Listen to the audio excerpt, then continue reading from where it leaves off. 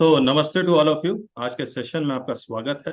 हम लोग आज जो कर रहे हैं वो जीएसटी लेटेस्ट अमेंडमेंट्स कर रहे हैं। इसका हमने एक डॉक्यूमेंट बनाया हुआ है।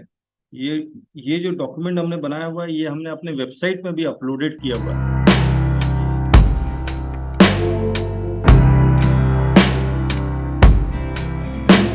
ये सर्कुलर जीएसटी अपीलेट ट्रिब्यूनल के बारे में थोड़ा बहुत करेंगे और ये नोटिफिकेशन के लिए मैं एक स्क्रीन शेयर कर देता हूँ आपके साथ। तो ये है, मैं आपको वेबसाइट एक बार दिखला देता हूँ, वेबसाइट में आपको कहाँ मिलेगा ये। तो ये हमारी वेबसाइट, ये जीएसटी रिसोर्सेस में जाएंगे जो फ्री है। इसमें जब जाएंगे तो आपको यहाँ पर जीएसटी लेटेस्ट का एक टैब मिलेगा, इसको क्लिक कीजिए और डेट वाइज पे क्लिक कर लीजिएगा। जब वो आप डेट वाइज पे क्लिक करेंगे तो यहाँ पर कुछ नोटिफिकेशंस जो आए हैं 31 जुलाई को और 4 अगस्त को जो नोटिफिकेशन आया है, ये सारे नोटिफिकेशन हम लोग डिस्कस करने वाले हैं। प्लस 1 अगस्त को जो सर्कुलर आया है वो भी डिस्कस करने वाले हैं। तो बेसिकली ये है। इससे पहले ये 17 जुलाई को जो सर्कुलर आया था या 4 मई 2023 को जो special all India drive against fake registration है, इसका भी हमने वैसे ही डिस्कस किया था जैसे हम लोग आज डिस्कस कर रहे हैं आपके साथ, और इसका वीडियो हमने यूट्यूब में डाल दिया था। तो ये डॉक्यूमेंट, जितने ये 26 पेज का डॉक्यूमेंट और इससे रिलेटेड जो वीडियोस था वो हमने यहाँ पर डाला हुआ है। तो यहाँ से आप देख सकते हैं। एक चीज जो हम लोग और भी कर रहे हैं वो है ई बुक का सेक्शन, वो भी मैं आपको दिखला देता हूँ स्टार्ट करने से पहले। ई बुक में जाएंगे तो जो हमारी बुक है वॉल्यूम 1 और वॉल्यूम 2 जो जीएसटी नोटिस की और जीएसटी लॉ की है, इसका हमने ई बुक लॉन्च कर दिया जो 1 ईयर के लिए वैलिड होगा और आप इसको वेबसाइट में ही पढ़ पाएंगे। और 1 साल के अंदर जितने भी अमेंडमेंट होंगे वो आपको यहाँ मिल जाएगा। जीएसटी मिनट्स बुक की भी सेम कहानी है। जीएसटी मिनट्स बुक में आप अगेन सर्च टेक्स्ट ये सब का भी है, तो इसमें आपको वो सारा कुछ मिल जाएगा। तो एक बार अब इसके अंदर जाके आप चेक कर लीजिएगा इसमें है क्या। जो नए हैं मैं उनको बता दूं, जीएसटी नोटिस में हमने करीब करीब 20 नोटिस हैं जो हमें एक्चुअली में डिपार्टमेंट से मिले, जिनका हमने एक्चुअली में जवाब दिया है, वो इसमें अवेलेबल है। तो ये आप ले सकते हैं। एक काम हमने और किया है, जो नोटिसेस एंड इट्स रिप्लाई, जैसे सेक्शन 125 का हमें नोटिस मिला, उसका आपको रिप्लाई क्या बनाना है, टेम्पलेट क्या होना चाहिए, वो टेम्पलेट आप खरीद सकते हैं। नोटिस हमने यहाँ पर इस तरह से लिख दिया है कि अगर आपको इस तरह का नोटिस मिलता है तो उसका रिप्लाई क्या होना चाहिए। तो वो रिप्लाई अगर आप खरीदना चाहते हैं, वो टेम्पलेट आप खरीदना चाहते हैं तो वो खरीद सकते हैं। दूसरी बात, जितने भी अपील हम लोग फाइल कर रहे हैं, जैसे एक हमने अपील फाइल किया, ITC was rejected on the grounds of non compliance of section 16 subsection 2 clause B. तो इसको भी जाएंगे, अगेन ये 1999 का है और जो ऑर्डर हमें मिला था वो ऑर्डर हमने एज इट इज डाल दिया। अब आपके पास भी अगर सेक्शन 16 सबसेक्शन 2 क्लॉज बी का नॉन कंप्लायंस का कोई ऑर्डर आया, उसका अपील फाइल करना चाहते हैं, तो इसके साथ आप मैच करके आप देख सकते हैं कि वो मैचिंग, ये ऑर्डर मैच कर रहा है, फैक्ट सेम है या नहीं है, और फिर आप इसका टेम्पलेट आप ले सकते हैं। और हमने एक अपील फाइल किया, जो हमें पेनल्टी ऑर्डर मिला था, एमओवी 09 इशू हुआ था, सेक्शन 129 में पेनल्टी लगाया गया था। और इसका भी ये जो एमओवी 02 आया, फिर एमओ 06 आया, फिर लास्ट में ऑब्वियसली एमओ, तो ये आपको मैचिंग करना पड़ेगा, तब आप ये भी आप ले सकते हैं 1999 का। तो इस तरह से हम लोग बहुत सारे अपील्स और नोटिस के जो एक्चुअली में जो हम लोग रिप्लाई देते हैं वो हम लोग डाल रहे हैं। अब हम लोग आते हैं सर्कुलर में। ये जो सर्कुलर आया है, अरे ये जो सर्कुलर आया 1 अगस्त 2023 को, जहां पर clarification regarding applicability of GST on certain services. सबसे पहला circular, whether services supplied by a director of a company in his personal capacity such as renting of immoral property to the company or body corporate are subjected to reverse charge mechanism। किसी भी company में अगर director है तो director उस company का board meeting attend करता है, उस बोर्ड मीटिंग के बदले उसको सिटिंग फीस मिलती है। तो सिटिंग फीस जो मिल रही है उस पोस्ट को मिल रही है, जिस पोस्ट, वो किस पोस्ट पे, डायरेक्टर में, उस बोर्ड सिटिंग फीस पे के ऊपर रिवर्स चार्ज मैकेनिज्म पे कंपनी को जीएसटी देना है। लेकिन अगर डायरेक्टर अपने पर्सनल कैपेसिटी के से वो अगर कंपनी को और कोई सर्विसेज प्रोवाइड करता है तो उस पर रिवर्स चार्ज नहीं है, तब उस केस में उस डायरेक्टर को फॉरवर्ड चार्ज पे जीएसटी देना पड़ेगा। और उस डायरेक्टर को अगर वो सेक्शन 22 के कंडीशंस को सेटिस्फाई करता है तो रजिस्ट्रेशन करवाएगा और फॉरवर्ड चार्ज में जीएसटी देगा। तो इसका सॉल्यूशन पढ़ लेते हैं एक बार हम लोग, जो उन्होंने रिप्लाई लिखा है। It is here bye clarified that services supplied by director of a company or body corporate to the company or body corporate in his private or personal capacity, such as services supplied by way of renting of immovable property to the company or body corporate, are not taxable under RCM. Director अगर अपने personal capacity में company ने कोई loan लिया हुआ उसके लिए guarantee लेता है तो उसके लिए उसको गारंटी फीस मिलती है, तो भी उसके ऊपर रिवर्स चार्ज नहीं है, फॉरवर्ड चार्ज है। ओनली दो services supplied by director of a company और body corporate which are supplied by him or as in a capacity of a director of that company, और डायरेक्टर का अगर आप function देखेंगे तो उसको बोर्ड मीटिंग ही अटेंड करना है। ये full time whole time director या मैनेजिंग डायरेक्टर नहीं है, ये नॉमिनी डायरेक्टर हो सकता है, अल्टरनेट डायरेक्टर हो सकता है, उनके बारे में बात कर रहे हैं। और body corporate shall be taxable under RCM in the hands of a company और body corporate under notification this. तो अगर फॉरवर्ड चार्ज में है तो director shall get itself registered as per section 22, और 22 का मतलब अगर उसका लिमिट थ्रेशोल्ड लिमिट 20 लाख या 10 लाख से ज्यादा होगा तो उसको रजिस्ट्रेशन करवाएगा। अगर रजिस्ट्रेशन के लिए एप्लीकेबल है तभी उसको फॉरवर्ड चार्ज में टैक्स देना होगा। इसमें किसी को भी कुछ ऐड करना तो प्लीज ऐड कर सकते हैं। Anyone who wants to add something to this line, कोई क्वेरी है वो पूछ सकते हैं, फिर हम लोग आगे बढ़ेंगे। एनीवन? तो डायरेक्टर अगर प्रोफेशनल सर्विस प्रोवाइड कर रहा है, प्रोफेशनल सर्विस मतलब मैंने डायरेक्टर तो जी सर कोई क्वालिफाइड लॉयर है, हाँ हाँ वो या कुछ लीगल सपोर्ट दे रहा है कंपनी को, या फिर हाँ। सोचिए चार्टर्ड अकाउंटेंट है, वो कंपनी को कुछ एडवाइस दे रहा है, उसके लिए वो चार्जेस ले रहा है, तो उस पे आरसीएम आएगा? नहीं नहीं, उसमें भी फॉरवर्ड चार्ज आएगा, फॉरवर्ड। फॉरवर्ड चार्ज आएगा, करेक्ट। और कोई, और किसी का सवाल?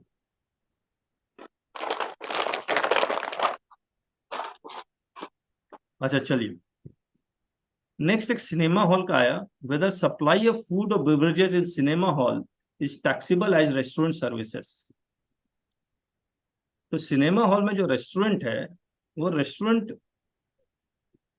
जो फूड सप्लाई कर रहा है, वो फूड सप्लाई के ऊपर रेट क्या लगेगा। वैसे जितने भी फूड प्रोडक्ट्स हैं, जो फूड प्रोडक्ट्स का मतलब फूड सप्लाई का मतलब कुक करके बना के आपको अगर खिला रहा है तो वो फूड सप्लाई में आएगा शेड्यूल 2 में, that is supply of services. लेकिन अगर बना के नहीं खिला रहा है, खरीद के खिला रहा है, जैसे आपने हल्दीराम का पैक्ड रसगुल्ला खरीदा या किसी और कंपनी का आपने पेड़ा खरीदा जो पैक्ड है, उसको आप खरीदते और बेचते हैं, you are not cooking, over the counter आप बेच रहे हैं। जैसे आइसक्रीम है, आपने खरीदा, उसको कोन में डाला या कप में डाला और फिर दिया, या आइसक्रीम को पैक कंडीशन में आपने दिया, तो they are all they all will be treated as supply of goods, not supply of services. वो फूड सप्लाई नहीं होगा, फूड सप्लाई तभी होगा जब कुक होगा। अब जब सिनेमा हॉल में अगर आ रहे हैं तो सिनेमा हॉल में जो रेस्टोरेंट है उसमें मोमोज बना के खिला रहा है, लेकिन मोमोज खरीद के सिर्फ गर्म करके दे रहा है, समोसा खरीद के सिर्फ गर्म करके दे रहा है, they all will be treated as supply of goods, और गुड्स के रेट लगेंगे। तो इसको ख्याल रखना है। इन्होंने इसमें लिख क्या दिया है कि अगर आप सिनेमा हॉल में सेपरेटली रेस्टोरेंट का अगर सर्विसेज लेते हैं, चिप्स खरीद रहे हैं, तो उसमें गुड्स का ही रेट लगेगा। लेकिन अगर कुछ बना के खिला रहा है तो वो फूड सप्लाई का केस लगेगा, उसमें 5% का रेट लगेगा। लेकिन अगर सिनेमा हॉल टिकट के साथ कॉम्बो में अगर दे रहा है तो उसको मिक्स सप्लाई मान लीजिए, और मिक्स सप्लाई में जो हाईएस्ट रेट लगता है वो लगेगा। और सिनेमा हॉल के टिकट्स के ऊपर जो रेट है वो 28% है, तो आपके फूड के ऊपर भी 28% लगने लगेगा। अब इन्होंने ये नहीं बताया कि अगर कॉम्बो है और फूड के ऊपर भी 28% लगा रहे हैं तो उसके ऊपर आईटीसी मिलेगा या नहीं मिलेगा, वो साइलेंट है सर्कुलर। तो हमारा जो ओपिनियन है कि उस पर आईटीसी मिलना चाहिए। जैसे एक 5 स्टार होटल में अगर कोई रेस्टोरेंट है, उस 5 स्टार होटल में कोई भी एक रूम जो 7500 से ऊपर है, तो उस रेस्टोरेंट पे जो रेट लगता है वो 18% लगने लगता है, और फिर उसका आईटीसी भी मिलता है। मैं एक बार पढ़ लेता हूं आपके साथ। तो ये सर्कुलर में बहुत चीजें बता रहा है, बहुत चीजें साइलेंट भी है, तो वो आपको इंटरप्रेट करना होगा। ये as per explanation 4 notification number 11/2017 जो रेट नोटिफिकेशन है, restaurant service means supply by way of or as a part of any service of goods being food or any other article for human consumption or any drink provided by a restaurant, eating joint, including mess, canteen, whether for consumption on or away from the premises, where such food or any other article for human consumption or drink is supplied. यहाँ पर देखिए cooking का word नहीं आया है, लेकिन आप मान के चलिए कुकिंग मस्ट है, तभी वो रेस्टोरेंट सर्विसेज कहलाएगा. Eating joint is a wider term which includes refreshment or eating stalls, bars, counters, or restaurants at cinema also.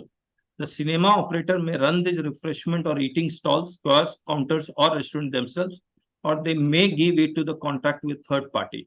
The customer may like to avail the services supplied by these refreshment snack counters or choose not to avail these services. Further, the cinema operator can also install vending machines or supply any other recreational service such as through coin operated machines, etc., which a customer may or may not avail.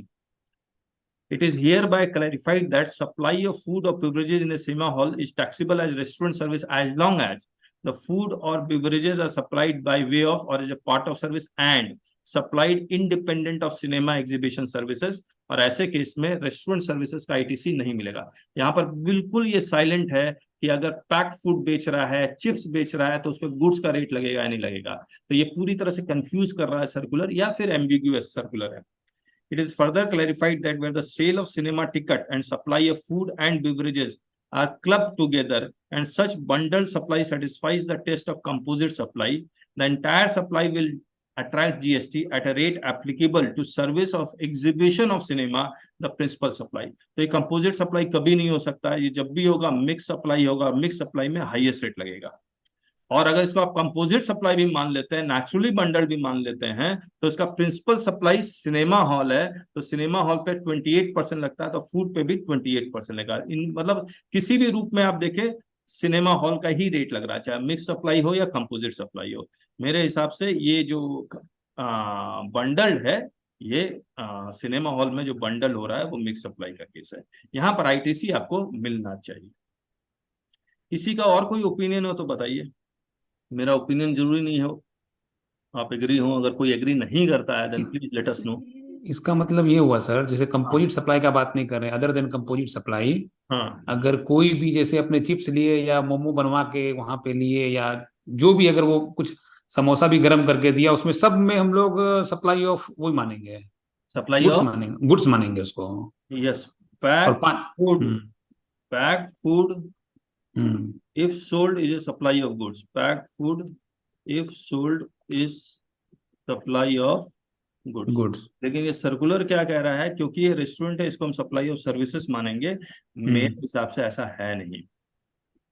Packed food over the counter जो आप बेच रहे हैं, it is a supply of goods, और rate goods का लगना चाहिए, restaurant service का यानी कि फूड सप्लाई का रेट नहीं लगना चाहिए. जिस तरह से उन्होंने आइसक्रीम का भी तो इन्होंने एक सर्कुलर निकाला था, आइसक्रीम में तो कह दिया ओवर द काउंटर गुड्स का रेट लगेगा. सिनेमा हॉल में अलग पॉलिसी चला रहे हैं और आइसक्रीम में अलग पॉलिसी चला रहे हैं, क्योंकि इसमें कंफ्यूजन बहुत है. आप याद रखिएगा, ये मतलब ये जो इन्होंने सर्कुलर निकाला सिनेमा हॉल का खासकर, इसमें एम्बिग्यूटी है, बाकी सर्कुलर के साथ मैच करेंगे तो.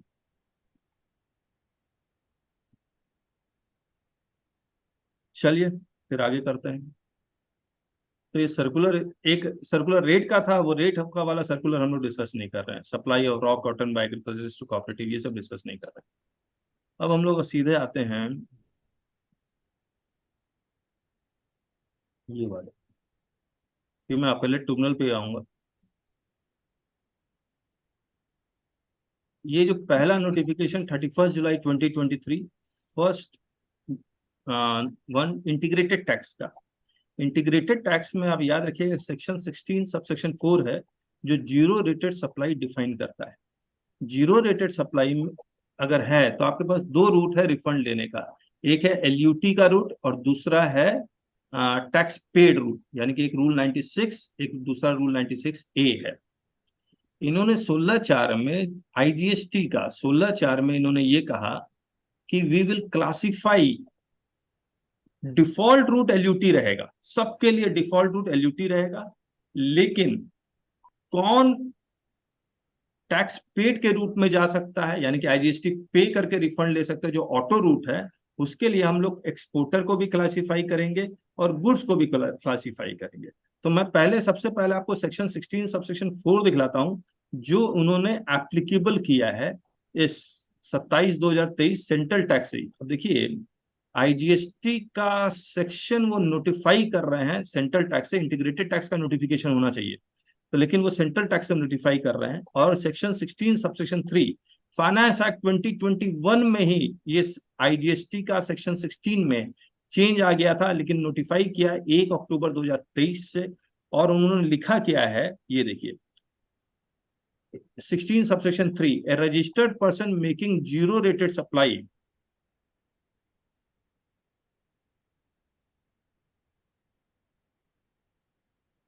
shall be eligible to claim refund of unutilized ITC on supply of goods or services or both without payment of IGST under a bond or LUT in accordance with the provisions of section 54 and rules made thereunder, यानी कि rule 89, subject to such conditions, safeguards and procedures as may be prescribed। और ये rule 96A में ले जाता है, rule 89 में ले जाता है, ये सेक्शन 16 सबसेक्शन 3। और फिर ये इसमें लिख दिया, आप मुझे एक बात बताइए, एक्सपोर्ट ऑफ सर्विसेज में 5 कंडीशंस हैं, जहां पर one of the conditions is this, that the foreign currency will be received in India. लेकिन एक्सपोर्ट ऑफ गुड्स में ऐसा कोई कंडीशन है नहीं। एक्सपोर्ट ऑफ गुड्स में जो कस्टम्स का डेफिनेशन है, या जो आईजीएसटी में एक्सपोर्ट ऑफ गुड्स का डेफिनेशन है, उसमें तो सिंपली ये लिखा हुआ है कि goods is taken from India to outside India, foreign currency आए या ना आए। इन्होंने एक रूल 96B लेके आए थे, जहां पर ये कहा था कि हम रिफंड आपको एक्सपोर्ट ऑफ गुड्स का दे देंगे, लेकिन फॉरेन करेंसी आरबीआई के रेगुलेशन में जो टाइम लिमिट दिया हुआ उसमें आ जाना चाहिए। अगर नहीं आएगा तो जो हमने आपको रिफंड दिया है हम लोग वापस ले लेंगे बाय इशूइंग ए नोटिस अंडर सेक्शन 73 और 74। तो रूल 96B तब आया था जब पेरेंट एक्ट में रूल 96B लाने का कोई पावर ही नहीं था। तो उन्होंने अब 1 अक्टूबर 2023 से ये रूल 96B को भी वैलिड कर दिया, यानी कि पहले बच्चा पैदा हो गया, उसके बाद पेरेंट्स आए। Provided that the registered person making zero rated supply of goods shall in case of non-realization of the case, zero rated supply of goods shall in case of non-realization of sale proceeds be liable to deposit the refund so received under this subsection along with applicable interest within 30 days after the expiry of time limit prescribed under FEMA for receipt of foreign exchange remittances in such manner as may be prescribed। और rule कौन सा है? 96B। 96B बहुत पहले आ गया, लेकिन उसका parent section अब आया है। तो इसमें बड़ा, अगर मैं सिंपल इसको ब्रीफ में बोलूं, तो आप एक्सपोर्ट ऑफ गुड्स में भी फॉरेन करेंसी आ जाना चाहिए विद इन टाइम लिमिट, शायद 9 मंथ का टाइम है, और अगले within 30 days after the expiry of that 9 month you have to deposit the refund so received with interest under section 50। अब ये डिफॉल्ट रूट है, LUT will be your default route. फिर government ने ये कहा कि अगर आप चाहें टैक्स पेड का रूट के लिए, द गवर्नमेंट में on the recommendation of the council and subject to conditions and safeguards and procedures by notification specify A class of persons who may make zero rated supply on payment of integrated tax, और notification द्वारा लेके आएंगे इसको। A class of goods or services which may be exported on payment of IGST and the supplier of such goods or services may claim the refund of tax owed। तो इन्होंने क्या किया, इससे रिलेटेड एक नोटिफिकेशन ले आए, जो मैं अभी करूंगा, उसमें ये सारे गुड्स, पान मसाला, इस पर रिस्ट्रिक्शन डाल दिया और कहा कि ये सारे गुड्स के ऊपर अगर आपको एक्सपोर्ट करते हैं और रिफंड चाहिए तो आपके लिए एलयूटी का ही रूट होगा, tax paid route in export of this goods, इसको बंद कर दिया है। और मैं कहा था, तो ये नोटिफिकेशन 27/2023, और इससे पहले जो हम लोग नोटिफिकेशन, ये वाला नोटिफिकेशन से आया, ये देखिए 1/2023 से ये वाला नोटिफिकेशन से इन सब गुड्स के ऊपर export only through LUT route ही है। और इसका जो पेरेंट सेक्शन है फाइनेंस एक्ट 2021, जो अभी हमने पढ़ा, section 16 section 4 made effective from 1 October 2023। तो ये अभी 1 अक्टूबर 2023 से पहले तक आप इस पे टैक्स पेड का रूट जा सकते हैं, 1 अक्टूबर 2023 या उसके बाद आपको एलयूटी का रूट ही जाना होगा।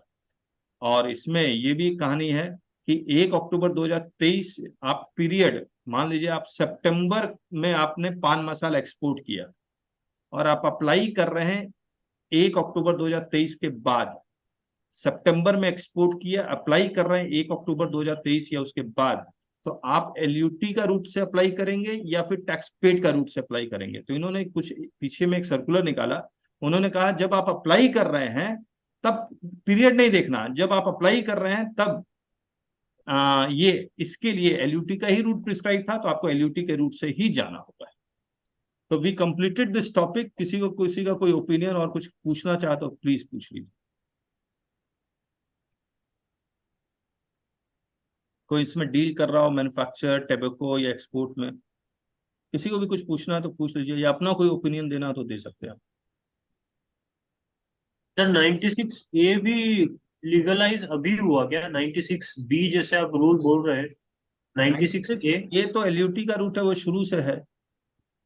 तो खाली 96B हुआ 1 अक्टूबर से? यस यस, रेगुलराइज अभी हुआ, वैलिड, करेक्ट। ठीक। फॉरेन करेंसी रिसीव करना है। यस जितेश जी बोलिए।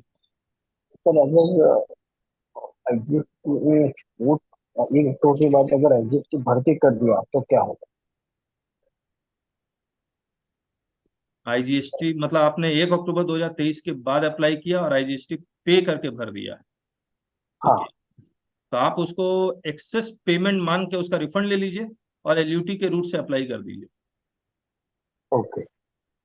ये सर्कुलर भी है, अभी हम लोग शायद वो सर्कुलर आएगा, नहीं पहले आ चुका था वो सर्कुलर, और उसमें तो यही लिखा था अगर आपने आईजीएसटी पे कर दिया है then you treat that as excess payment and then claim refund through LUT root.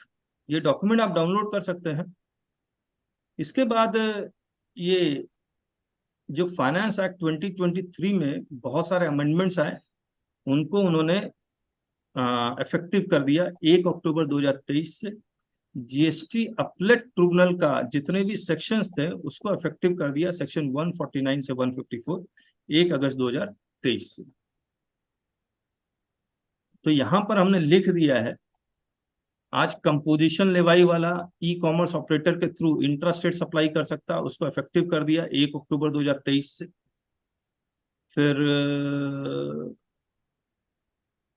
Amendment of section 16 input tax credit, इसमें एडिशन का था, लेकिन ये हमने ये फाइनेंस एक्ट 2023 से रिलेटेड जितने भी आए थे प्रोविजंस वो हमने ऑलरेडी डिस्कस कर चुके हैं। आप वैसे ही जीएसटी रिसोर्सेस में जाएंगे, फाइनेंस एक्ट 2023 को क्लिक करेंगे तो आपको ये फाइनेंस एक्ट 2023 का डॉक्यूमेंट भी मिल जाएगा। ये रहा डॉक्यूमेंट। और हम लोग की आदत ये है कि जो ओरिजिनल डॉक्यूमेंट है उसी में हम लोग सारा चेंजेस कर देते हैं, तो ये वही वाला है। और इसमें ये देखिए, ये कंपोजिशन लेवाई, या फिर इस कंपोजिशन रिवाइज से रिलेटेड मेमोरेंडम में क्या लिखा हुआ था, जीएसटी काउंसिल मीटिंग मिनट्स में क्या डिस्कस हुआ था, वो भी हमने यहाँ पर लिखा हुआ है। फिर proviso to section 16 second proviso 180 days वाला, तब आप क्या क्या करेंगे। फिर explanation to section 17 sub section 3 ये वाला, ये हम लोग अभी डिस्कस करेंगे। बॉन्डेड वेयरहाउस, ब्लॉक क्रेडिट में एक सत्र जो सीएसआर एक्सपेंसेस से रिलेटेड आया था, तो इसका बहुत डिटेल हमने डिस्कस किया था और वो इसका वीडियो आपको यहाँ मिल जाएगा। फाइनेंस एक्ट 2023 का किसी को देखना। हम लोग वापस आते हैं, हम नेक्स्ट में आते हैं यहाँ पर। सेंट्रल टैक्स 29/2023 31 जुलाई। ये ट्रांस क्रेडिट का आप लोगों के पास कितने लोगों का एक्सपीरियंस है। सुप्रीम कोर्ट ने कहा था कि ट्रांस फॉर्म आप दोबारा से खोलिए, दोबारा खुला। अब जब दोबारा अपने सुप्रीम कोर्ट के कारण जब ट्रांसफॉर्म दोबारा खुला और आपने ट्रांस 1 या ट्रांस 2 जब आपने दोबारा भरा तो आपका क्रेडिट ऑटोमेटिकली आपके इलेक्ट्रॉनिक क्रेडिट लेजर में नहीं आया। वो क्या हुआ कि डिपार्टमेंट ने उस ट्रांसफॉर्म को स्क्रूटनाइज किया, आपके एक्साइज के फॉर्म से, वैट के रिटर्न से, और फिर अगर डिपार्टमेंट को लगा कि yes you are eligible to claim the credit then you can claim, तभी जाके आपका क्रेडिट इलेक्ट्रॉनिक क्रेडिट लेजर में दिखाई देता था। अब यहाँ पर मेरे पास एक एक्सपीरियंस है इसका। एक पार्टी ने अप्लाई किया, दोबारा से ट्रांस 1 और ट्रांस 2 भरा, करीब करीब 20-21 लाख का क्रेडिट था। डिपार्टमेंट ने उसको रिजेक्ट कर दिया, पोर्टल पे ऑर्डर अपलोड कर दिया, लेकिन ऑर्डर नंबर नहीं था। जब ऑर्डर नंबर नहीं था तो वो अपील इलेक्ट्रॉनिकली फाइल ही नहीं कर पाया। फिर ये क्योंकि रांची का केस था, रांची में उसको मैनुअली अप्लाई किया, मैनुअली अप्लाई करने के बाद भी APL 02 नहीं आया। अब ये सिर्फ यहाँ झारखंड एरिया में नहीं हुआ होगा, पूरे इंडिया में हुआ होगा। तो 29/2023 को 31 जुलाई 2023 ये एक नोटिफिकेशन निकाला है, जहां पर इन्होंने लिखा कि अगर कोई ऑर्डर आया है जो और अपलोडेड भी है लेकिन ऑर्डर नंबर नहीं है, तब आप मैनुअली उस अपील को फाइल कर सकते हैं। देखिए, an appeal against the order shall be made in duplicate in the form appended to this notification at annexure 1 and shall be presented manually before the appellate authority within the time specified in 107, यानी कि within 3 months, या फिर and such time shall be computed from the date of issuance of this notification or the date of the said order whichever is later। तो हमने तो क्या किया था, 3 महीने के अंदर मैनुअल अप्लाई कर दिया था। अगर बाई चांस किसी ने अप्लाई नहीं किया है तो ये जो नोटिफिकेशन आया 31 जुलाई 2023 को, इसमें 3 महीने ऐड कर दीजिए और फिर अप्लाई कर दीजिए, तो आपका एक्सेप्ट हो जाएगा मैनुअली। इसमें किसी का कोई एक्सपीरियंस है तो बता दीजिए। खैर, अब तो इन्होंने क्या किया, ये जो भी अगर ऑर्डर आ रहा है और वो पोर्टल में अपलोडेड नहीं है, तो उन्होंने अब लॉ में ही लिख दिया you can manually apply, go for appeal. अभी दिखलाता हूँ, लिखा हुआ है। तो ये सारे एनेक्चर्स ये सब है। सर हाँ, अगर अपील अभी फाइल हुई है, लेट फाइल हुई है, आवाज आपकी ओके, साफ नहीं आ रही है जितेश जी, एक बार फिर से कहिए। अपील अगर लेट फाइल हुई है हाँ, तो क्या मैं अभी देख लूं ऑर्डर में कि मैनुअल था, कि अगर मैनुअल अपील फाइल की है किसी भी रीजन से, तो मेरे को अगर लेट हो गई अपील तो इसका बेनिफिट मिल जाएगा? नहीं, आपका क्या ट्रांसफॉर्म से रिलेटेड है, ट्रांस क्रेडिट से रिलेटेड है? नहीं, अदर नहीं, देन नहीं, ट्रांसफर। नहीं, अदर देन ट्रांस क्रेडिट के लिए ये नहीं आया है, ये सिर्फ ट्रांस क्रेडिट के लिए ही आया है। ये जो आया है, ये जो नोटिफिकेशन देख रहे हैं, it is only for trans credit, not for other. But मैं आपको एक रास्ता तो बता सकता हूँ। Suppose you are not able to file, आपका अपील, मतलब आप अपील जरूर से फाइल कीजिए कमिश्नर अपील को। Let him reject the commissioner appeal, reject it. On the basis of that rejection, let the tribunal be form, और फिर उस ट्रिब्यूनल में जाने की कोशिश कीजिए। ओके, आपके पास कुछ भी रास्ता नहीं है तो कम से कम एक रास्ता तो है, क्योंकि tribunal will be independent authority. जैसे आप हाई कोर्ट में चले जाते हैं, वैसे ही आप ट्रिब्यूनल में जाइए, वो एक रास्ता आपके लिए हमेशा खुला रहेगा। मैं सबके लिए बता रहा हूँ ये, आपको बाई चांस अगर आप अपील में नहीं गए, लेट बहुत ज्यादा, किसी का 1 साल का डिले हो गया, किसी का 2 साल का डिले हो गया, but still you file the appeal to the commission first appellate authority, let the rejection come, then you again on the basis of that rejection you go to appellate tribunal। वो एक रास्ता है आपके पास। चलिए, और किसी का कोई सवाल?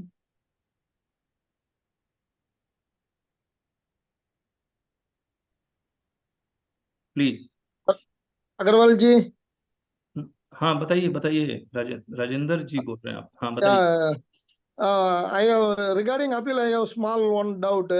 हाँ, After a lapse of 3 months, if we want to condone the delay with additional 30 days, the हाँ, continuation delay petition, can we file it online or manual?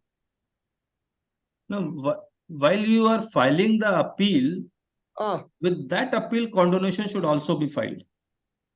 Condonation should not be filed separately, it should be filed Okay. along with the appeal. Online. Online, yes. While you are With attaching the APL1, we have as attachment we file continuation petition. yes, yes, yes, Huh? yes. Is there is any special form or a normal form? Normal, you can write on plain paper with the headline. Petition with affidavit Yes, with supporting documents for delay. yes, yes, yes, yes. Thank you very much, ji. Thank Okay, you very much. welcome. ये एक बड़ा बहुत ही interesting notification है, 30/2023, 31 जुलाई 2023। Anyone who is dealing in that these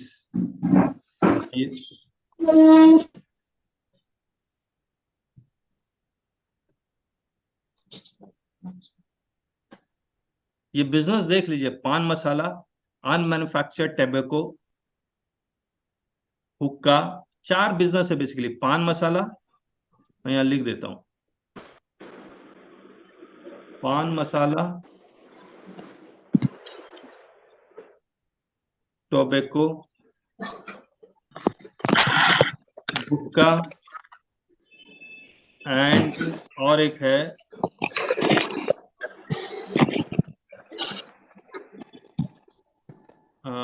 और एक होना चाहिए drink tobacco, बस 3 ही है लग रहा है। हुक्का, गुटखा है ना? हुक्का भी है ना एक हुक्का, मैन्युफैक्चरिंग, तो manufacturing of, if your deal, कोई भी आपका क्लाइंट है, किसी का भी क्लाइंट है तो प्लीज बताएंगे किसका क्लाइंट है ये।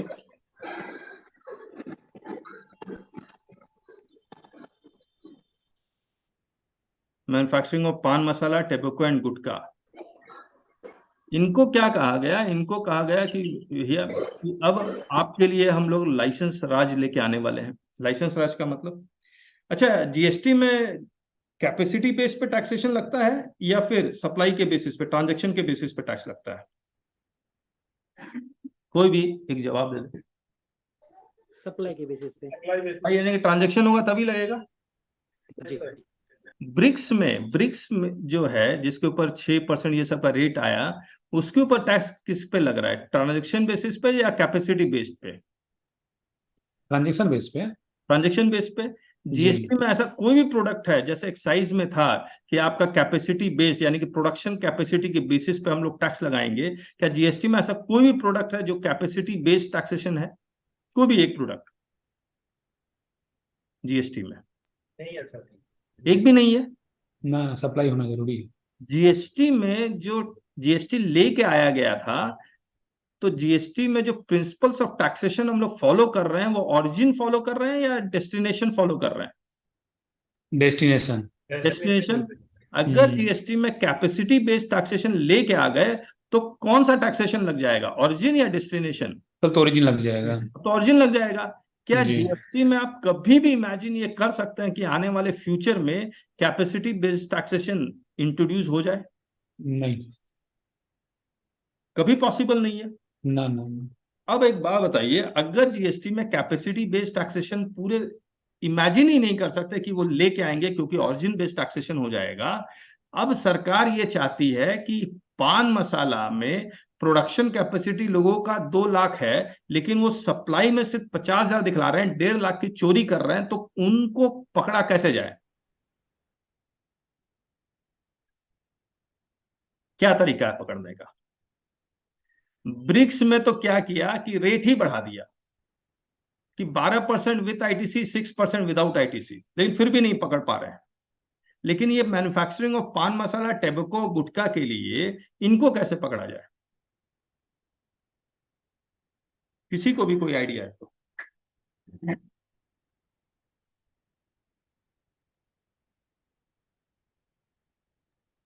हेलो हाँ, सर, ये इसके लिए होता है बेसिकली कि गुटखा कई राज्यों में प्रतिबंधित है। हाँ, हाँ। अगर वो प्रतिबंध हटा दिया जाए, उनको टैक्स भरने में प्रॉब्लम नहीं होती है। उनको प्रॉब्लम होता है कि प्रतिबंध है उससे। अच्छा, अच्छा, ओके। कैसे? कहाँ कहाँ किस राज्य में प्रतिबंध है गुटखा?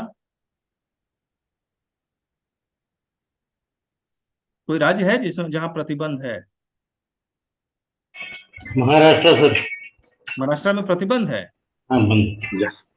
झारखंड सर, क्या बात कर रहे हैं, झारखंड में खुले में मिलता है पान मसाला? और वो मिलता मिले है सर, तब बट बात अलग है। ऑफिशियली बैंड है सर। ऑफिशियली मिलता है?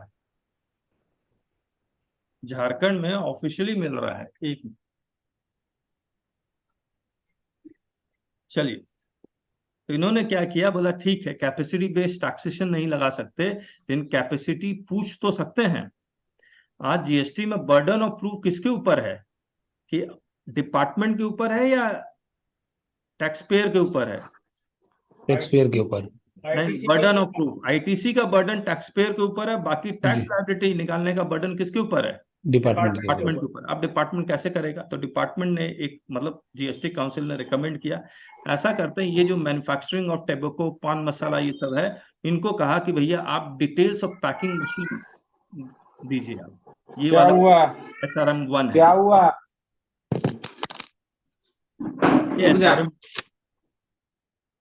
ये SRM 1 है, जहां पर आपको पोर्टल में, ये फॉर्म पोर्टल में आप अनेबल होगा 21 डेट का, 31 जुलाई यानी कि 31 जुलाई यानी कि 31 अगस्त तक ये फॉर्म एनेबल हो जाएगा। और यहां पर आपके पास जितने भी पैकिंग मशीन है उसकी डिटेल आपको with in 30 days of issuance of this notification देनी है, SRM 1। उसके बाद इन्होंने क्या कहा, एक फॉर्म निकाला, अगर आपके पास एडिशनल मशीन है जो आप ऐड कर रहे हैं तो SRM 2 में विद इन 24 आवर्स देना है। और अगर आप नया बिजनेस शुरू कर रहे हैं तो इस मशीन की detail with in 15 days of grant of such registration देना है। हर एक मशीन की यूनिक आईडी क्रिएट हो जाएगी, जब आप बेचेंगे तब भी आपको इसके डिटेल देनी पड़ेगी। तो एक तरह से लाइसेंस राज आ गया। आपने वो गुरु फिल्म देखी है ना, जहां पर वो मशीन काउंट करता है, तो डिपार्टमेंट के लोग आएंगे, आपकी मशीन काउंट करेंगे, चेक करेंगे कि आपने ये SRM फॉर्म ठीक से भरा है या नहीं भरा है। इसका किस सेक्शन से वो लेके आए ये इंटरेस्टिंग है। सेक्शन 35 से लेके नहीं आए, एक सेक्शन 148 है जहां पर स्पेशल प्रोसीजर्स वो प्रिस्क्राइब कर सकते हैं, वहां से वो लेके आए। ये सेक्शन 35 रूल 56 जो है अकाउंट एंड रिकॉर्ड्स का, वहां से भी लेके आ सकते थे, वैसा किया नहीं उन्होंने। तो SRM 1, SRM 1A, SRM 2A additional machine. फिर इन्होंने details of removal of existing machines. अब इन्होंने कहा कि भैया इससे काम नहीं चलेगा, अब आप input register day wise maintain कीजिए। फिर मंथ वाइज जब हो जाए तो वो मंथली डिटेल और इलेक्ट्रिसिटी की भी रीडिंग डे वाइज मेंटेन कीजिए। और जब मंथ वाइज हो जाए तो वो मंथ वाइज की डिटेल आप हमें स्पेशल मंथली स्टेटमेंट SRM 4 में जमा करवाइए। किस डेट को? उसी डेट को जब GSTR 1 का लास्ट डेट क्या है? 11th है ना, इसका 10th of month succeeding such month होगा। तो मंथली स्टेटमेंट ऑफ इनपुट्स, ये रहा सारा डिटेल, इलेक्ट्रिसिटी सारा डिटेल। तो ये statement of production of goods ये भी दे दीजिए आप, ब्रांड 1 कितना कितना आपने प्रोडक्शन किया उसका भी डिटेल आपको देना होगा। तो इतने सारे डिटेल वो आपसे मांग रहा है। इसके बाद एक नोटिफिकेशन और आया 31 जुलाई 2023। ये तो कोई खास बात नहीं है, state of Gujarat, state of Puducherry, यहाँ पर ये लोग कुछ एक्सपेरिमेंट कर रहे हैं। ये देखते हैं। Annual return again up to 2 crore, financial year 2023 optional है फाइल करना। फिर आया 33/2023, 31 जुलाई 2023, और इन्होंने क्या लिखा, सेक्शन 158A अकाउंट्स एग्रीगेटर। ये मैं आपको ऐसे समझा देता हूँ। और 158A उससे रिलेटेड कोई एक रूल भी आया। जैसे मान लीजिए आप स्मॉल बिजनेस या MSME है और आपको लोन चाहिए, तो आप कैसे क्या करेंगे? तो ऐप डाउनलोड किया, लोन का ऐप डाउनलोड किया, उसमें अब वो लोन देने के लिए वो क्या करेंगे, आप उसमें वो आपसे मांगेगा टर्नओवर की डिटेल या टैक्स लायबिलिटी की डिटेल। तो आप उसमें वो टर्नओवर की डिटेल कैसे लेगा आपसे? या तो वो आपसे ले ले, या फिर उसी में ऐप में एक बटन होगा, are you ready to share your information of GST portal with this loan provider.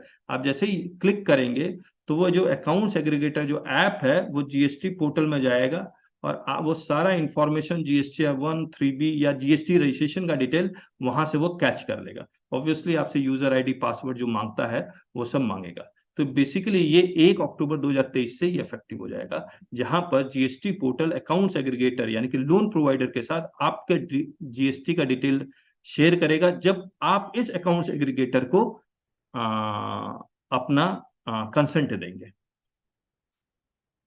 इसमें किसी को कुछ कहना? An account aggregator is a type of RBI regulated entity with NBFC AA license that helps an individual securely and digitally access and share information from one financial institution that they have an account with to any other regulated financial institution in the AA network. Data cannot be shared without the consent of the individual. तो आपसे consent लेगा button से। फिर एक 23 subsection 2 आया, इसमें अब मुझे एक बात बताइए, क्या मैं मतलब मैं सेलर हूं और मैं अमेजन और फ्लिपकार्ट के थ्रू अपना प्रोडक्ट बेचना चाहता हूं, तो पहले क्या था, वो रजिस्ट्रेशन करने नहीं देते थे, बोलता जीएसटी में रजिस्ट्रेशन कंपलसरी है। अब इन्होंने क्या कहा कि आप भी जीएसटी अगर अनरजिस्टर्ड पर्सन है, अमेजन और फ्लिपकार्ट के थ्रू बेचना चाहते हैं, तो आप पहले जीएसटी में एनरोलमेंट नंबर लीजिए, रजिस्ट्रेशन नंबर नहीं, एनरोलमेंट नंबर लीजिए। वो एनरोलमेंट नंबर के बेसिस पे आप अमेजन या फ्लिपकार्ट में अपने आप को रजिस्ट्रेशन करवा लीजिए, और अमेजन और फ्लिपकार्ट वो रजिस्टर कर लेगा। अमेजन और फ्लिपकार्ट ये इंश्योर करेगा कि जिस स्टेट में का आपने एनरोलमेंट नंबर लिया है उसी स्टेट में आप सप्लाई करें, यानी कि सिर्फ इंट्रा स्टेट सप्लाई कर पाएंगे, ये अमेजन इंश्योर करेगा। और अमेजन आपका डिटेल अपना वो जब जीएसटीआर 8 भरेगा तो टैक्स नहीं कलेक्ट करेगा, because you are an unregistered person वो, लेकिन आपने उस अमेजन के थ्रू जितने रुपए का भी सेल किया है वो जीएसटीआर 8 में जरूर देगा। तो इसमें देखिए क्या लिखता है, 23 सबसेक्शन 2 में एग्जेम्पशन फ्रॉम रजिस्ट्रेशन है ये, having an aggregate turnover in the preceding financial year and in the current financial year not exceeding an amount of aggregate turnover above which a supplier is liable to be registered in the state or union territory, यानी कि 20 लाख और 40 लाख की limit है और 10 लाख की भी limit है। URP can make supply through e-commerce operator by enrolling on GST portal. No GST shall be payable till the threshold limit. Conditions क्या है? Such person shall not make any interstate supply of goods. Such person shall not make supply of goods through electronic commerce operator in more than one state or union territory. Such person shall be required to have permanent account number. Such person shall, before making any supply of goods through electronic commerce operator, declared on the common portal PAN, address of their place of business, and the state or union territory in which such person seeks to make such supply, which shall be subjected to validation on the common portal. Such person have been granted an enrollment number on the common portal on the successful validation of the permanent account number. Such person shall not be granted more than one enrollment number in a state or union territory. No supply of goods shall be made by such person through electronic commerce operator unless such persons have been granted enrollment number on the common portal. And where such persons are subsequently granted registration under section 25 of the said act, the enrollment number shall cease to be valid from the effective date of registration. 1 October 2023 से effective है। इस पे किसी को कुछ कहना तो बताइए, एनीवन?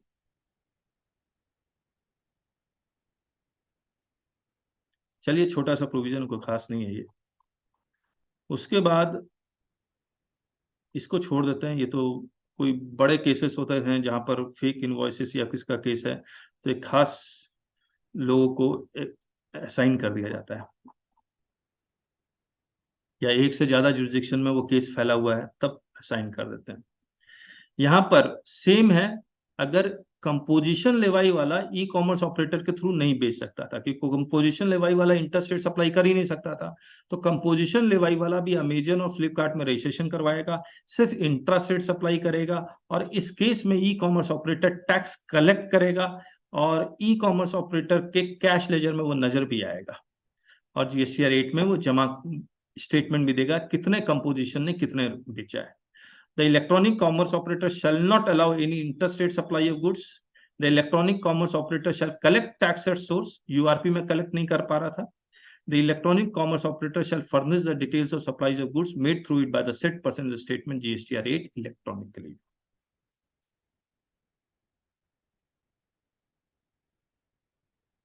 फिर ई कॉमर्स ऑपरेटर के लिए कह दिया कि जो यूआरपी को अपने पोर्टल में अलाउ कर रहा है, कंपोजिशन को अपने पोर्टल में अलाउ कर रहा है, उससे रिलेटेड डिटेल वो जीएसटीआर 8 में भरेगा।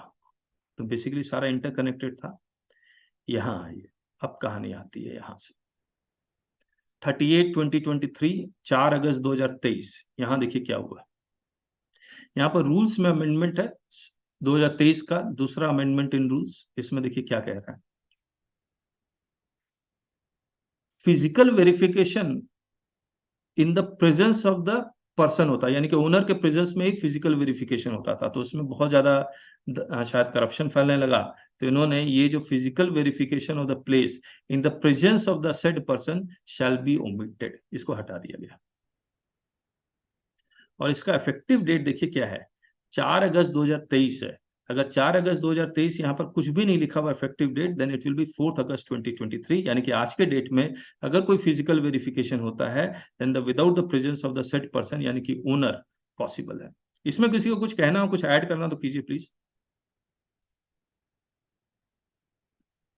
इसके बाद रूल 10A में बैंक अकाउंट का डिटेल फर्निश करना जरूरी था विद इन 45 डेज। अब इन्होंने 45 डेज का कॉन्सेप्ट हटा दिया। अब ये कहा कि जब आप GSTR 1 भरने लगेंगे या विद इन 30 डेज जो अर्लियर होगा उसमें आपको बैंक अकाउंट की डिटेल भरनी है। नहीं भरते हैं तो कॉन्सिक्वेंसेस क्या है, आप GSTR 1 नहीं भर पाएंगे और आपका रजिस्ट्रेशन कैंसिल हो सकता है, तो ये सस्पेंशन ऑफ रजिस्ट्रेशन आ जाएगा। Bank account details are required to be updated before furnishing of GSTR 1, otherwise registration shall be suspended as per rule 21A and you can not file GSTR 1 also. और rule 21A में इन्होंने ये चीज add भी कर दी, there is a contravention of the provisions of rule 10A by the registered person, तो आपका रजिस्ट्रेशन सस्पेंशन का नोटिस आ जाएगा आपको REG 31 में। फिर इन्होंने एक सब रूल 4 ऐड किया है जहां पर कहा गया कि अगर आपको सस्पेंशन का नोटिस आया है और आप अपडेट कर देते हैं तो सस्पेंशन का नोटिस कैंसिल हो जाएगा।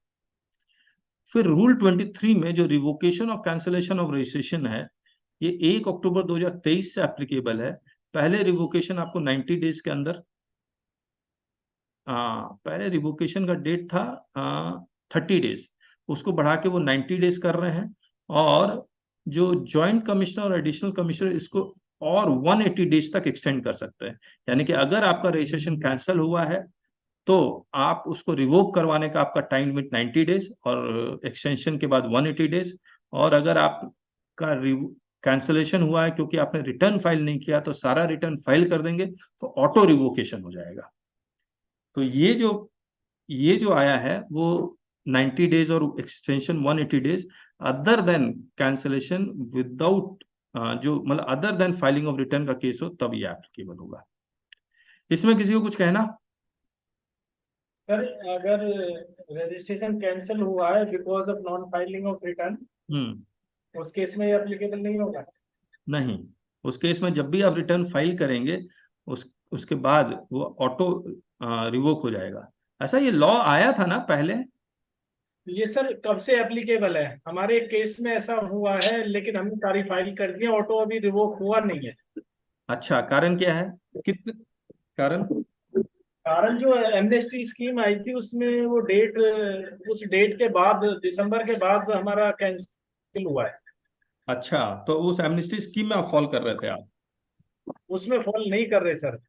अच्छा, अगर दिसंबर वो कैंसिल हुआ होता दिसंबर तक तब हम उसमें फाइल करते। ओके उस केस में क्या किया जाए सर? देखना होगा महेश जी, मुझे तो याद नहीं है, इसके प्रोविजंस को फिर पढ़ना पड़ेगा जो आप बता रहे हैं। आपका रिटर्न आपने सारा फाइल कर दिया तो ऑटो रिवोकेशन आना चाहिए, क्यों नहीं आ रहा है ये? किसी का कोई एक्सपीरियंस है क्या इसमें? सर हुआ ये होगा कि ऑफिसर ने इन्हें नोटिस दिया होगा, इस वजह से नहीं आया, ऑटो रिवोक नहीं हुआ। अगर सिस्टम ऑटो रिवोक कर रहा है, मतलब सिस्टम की वजह से ही, सिस्टम ने नोटिस दिया, सिस्टम ने सस्पेंड कर दिया, अच्छा तो वो ऑटो रिवोक हो रहा है। अगर ऑफिसर ने आपको नोटिस दिया तो आपको जाकर खुलवाना पड़ेगा। ये मेरा पर्सनल एक्सपीरियंस है। अच्छा महेश जी, ऐसा हुआ है क्या आपका? नहीं सर, इसमें क्या है, सस्पेंशन में ऑटो रिवोकेशन हो जाता है, कैंसलेशन में आप रिटर्न फाइल करोगे, जाके इनको इंटीमेट करने से होगा। हाँ, आपका कैंसिल हो गया क्या महेश जी? जी कैंसिल हो गया सर, कैंसिल हो गया। हाँ, कैंसिलेशन में ऑटो नहीं होगा, लेकिन होना चाहिए, देखना पड़ेगा मुझे। ये अभी आया ना, पहले नहीं था सर। पहले नहीं था? पहले सस्पेंशन को दिया था उन्होंने। ये क्या लिख रहा है? तो physical verification of business premises in certain cases where the proper officer is satisfied that the physical verification of the place of business of a person is required after the grant of registration, he may get such verification of the place of business done and the verification report along with other documents including photographs shall be uploaded in REG 30 on the common portal within a period of 15 working days following the date of such verification. और before the grant of registration, अब देखिए क्या है, आपका registration कितने दिन के अंदर आ जाना चाहिए? आपका रजिस्ट्रेशन अगर आधार कार्ड का वेरिफिकेशन नहीं हुआ है तो 30 दिन के अंदर आना चाहिए। हेलो, तो 30 दिन के अंदर अगर आपका रजिस्ट्रेशन आना है और before grant of registration physical verification करना है, तो वो सारा एक्सरसाइज इसको 30 दिन के अंदर ही करना पड़ेगा।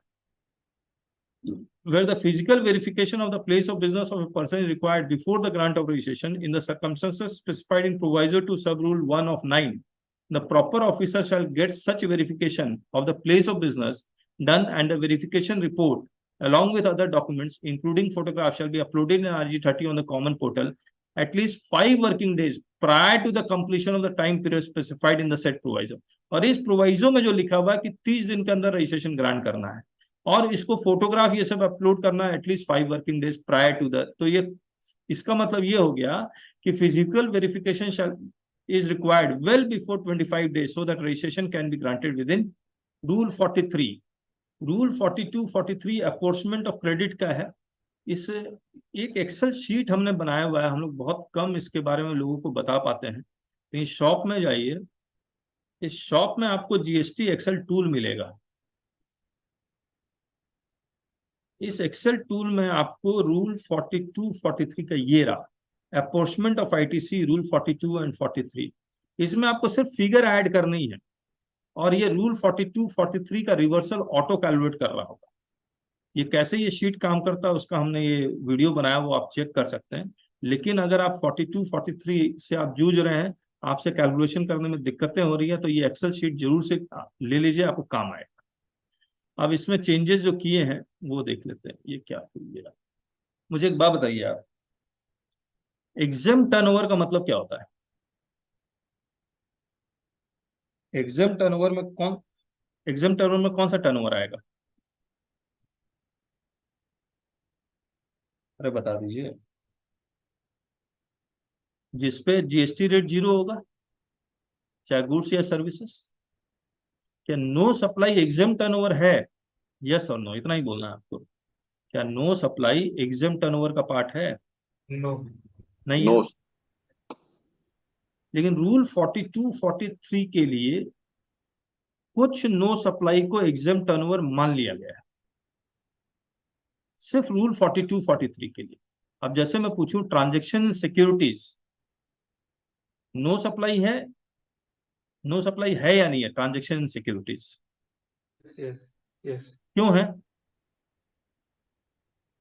Because securities are neither goods nor services. Correct. तो transaction securities become no supply.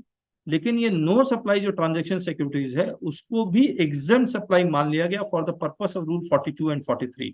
और कितने रुपए वैल्यू की मानी गई? 1%।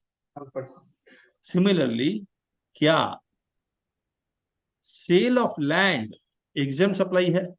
Cell of land no supply है? यस और यस। लेकिन रूल 42 43 के लिए उसको एग्जाम सप्लाई माना गया। कितने वैल्यू के लिए? Stamp duty value. उसी तरह से एक ऐसी बिल्डिंग जिसका कंस्ट्रक्शन कंप्लीट हो चुका उसको बेच रहे हैं, क्या वो नो सप्लाई है या नहीं है? यस है। लेकिन रूल 42 43 के लिए नो सप्लाई को एग्जाम सप्लाई माना गया। करेक्ट। सिमिलरली, क्या बॉन्डेड वेयर हाउस से अगर आप कोई सप्लाई करते हैं तो वो नो सप्लाई है या नहीं है? यस। लेकिन रूल 42 43 के लिए उसको स्पेशली एग्जाम सप्लाई माना गया। आईसी सेल क्या नो सप्लाई है या नहीं है? यस। क्या रूल 42 43 के लिए उसको एग्जाम सप्लाई माना गया? नो, नहीं। तो आप अगर देखेंगे तो for the purpose of rule 42 and this rule यानी कि rule 43, the value of activities और transaction mention in para 8A, एक पैरा 7 है जो हाई सी सेल है, 8A है जो बॉन्डेड वेयर हाउस का सप्लाई है, और 8B है 8B किसके लिए है? High sea sale, bonded warehouse supply और एक मुझे याद नहीं आ रहा है, लेकिन सिर्फ बॉन्डेड वेयरहाउस सप्लाई को ही एग्जाम सप्लाई, और इसकी वैल्यू क्या लेंगे, बड़ा इंटरेस्टिंग है, इसकी वैल्यू वो कैसे निकाल रहे हैं देखिए। ये कह रहे हैं shall be the value of supply of goods from duty free shops at arrival terminal in international airports to the incoming passengers। बताइए, बॉन्डेड वेयरहाउस से अगर कोई मशीन सप्लाई हो रही है तो ड्यूटी फ्री शॉप्स का अराइवल टर्मिनल उसका वैल्यू बता देगा। इस बॉन्डेड वेयरहाउस से मैं सीमेंट के बैग सप्लाई कर रहा हूं, क्या ये duty free shops at arrival terminal उसकी वैल्यू बता देगा आपको? नो। फिर ये क्यों लिख रहे हैं, किस लिए लिख रहे हैं, किसके लिए लिख रहे हैं, किस गुड्स के लिए लिख रहे हैं? किसी को कोई भी आइडिया तो बता दीजिए प्लीज, कमेंट बॉक्स में लिख दीजिएगा, किसी को पता लग जाए, या व्हाट्सएप कर दीजिएगा तो हम लोग को भी पता लग जाए। रूल 46 जो टैक्स इनवॉइस का केस है उसमें क्लॉज एफ है, जहां पर जो OIDR है वो कहता है कि OIDR अनरजिस्टर्ड पर्सन को जब सप्लाई करता है तो OIDR इज रिक्वायर्ड टू पे द टैक्स। इन किस स्टेट में टैक्स पे करेगा वो डिपेंड करेगा वो OIDR URP का एड्रेस क्या लेता है। तो उसमें लिखा हुआ था 46F में कंप्लीट एड्रेस लीजिए, name and address of the recipient वगैरह वगैरह। अब इन्होंने चेंज कर दिया, कंप्लीट एड्रेस की जरूरत नहीं है, सिर्फ name of the state of the recipient लीजिए and shall be deemed to be the address of the record of the recipient. उसके बेसिस पे उस स्टेट को टैक्स चला जाएगा। फिर रूल 59 जहां पर GSTR 1 है। तो देखिए क्या हुआ है यहाँ पर, एक ये रूल लेके आए, मैं फटाफट उस रूल को मैं आता हूँ। 88D, एक 88C लेके आए थे, जहां पर उन्होंने कहा था कि GSTR 1 और 3B में डिफरेंस है तो हम आपको एक DRC 01C इशू कर देंगे, नहीं DRC 01B इशू करेंगे। अब इन्होंने एक 88D ले आए और कहा कि 2B और 3B में डिफरेंस है तो हम आपको DRC 01C इशू करेंगे। इस DRC 01C का आप रिप्लाई देंगे विद इन 7 डेज, और अगर रिप्लाई नहीं दे पाए विद इन 7 डेज या रिप्लाई सेटिस्फैक्टरी नहीं हुआ आपका तो हम रिकवरी प्रोसीडिंग शुरू कर देंगे। ये है पूरा मामला। अब बताइए वेयर द अमाउंट ऑफ, अब इसका रिप्लाई सेटिस्फैक्टरी नहीं हुआ, उसके बाद वो क्या कर रहे हैं कि हम रूल 59 में आपको GSTR 1 भी नहीं भरने देंगे। अब ये पढ़ लेते हैं rule 59। Registered person to whom an intimation has been issued on the common portal under the 88D1, और क्या है, mismatch between 2B and 3B in respect of a tax period or periods shall not be allowed to furnish the details of outward supplies of goods or services both under section 37 in 1 or using the IFF unless he has either paid the amount equal to the excess input tax credit as specified in the said intimation or has furnished a reply explaining the reasons in respect of the amount of excess ITC that still remains to be paid as required under the provisions of sub-rule 2 of 88D. A registered person shall not be allowed to furnish the details of outward supplies of goods or services both under section 37 in GSTR 1 if he has not furnished the details of the bank account as per provisions of rule 10A. तो दो और भी कई कारण हैं। तो GSTR 1 इस 88D यानी कि DRC 01C का मिसमैच का नोटिस आया है, तो जब तक रिप्लाई नहीं करेंगे आप 1 भर नहीं पाएंगे, और बैंक अकाउंट अपडेट नहीं करेंगे जो हम लोग पहले ही कर चुके आप भर नहीं पाएंगे।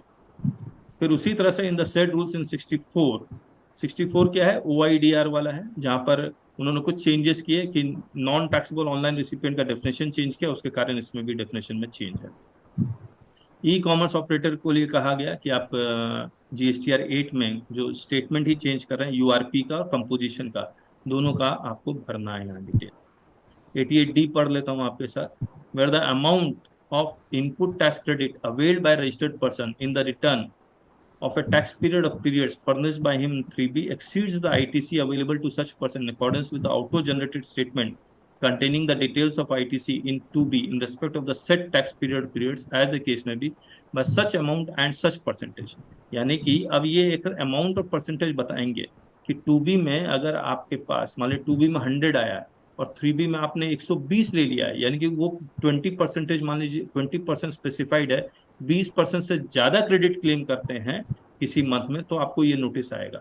और अगर अमाउंट भी स्पेसिफाई है, मान लीजिए 1 लाख अमाउंट स्पेसिफाई कर 1 लाख और 20% विच एवर इज एप्लीकेबल, तो उसके बेसिस पे आपको ये नोटिस आ जाएगा। किस में आ जाएगा, DRC 01C में। किस में आएगा, पार्ट ए। कौन इशू करेगा, as may be recommended by the council the said registered person shall be intimated of such difference electronically on the common portal, and copy of such intimation shall also be sent to his email address provided at the time of registration or as amended this highlighting the said different directing him to.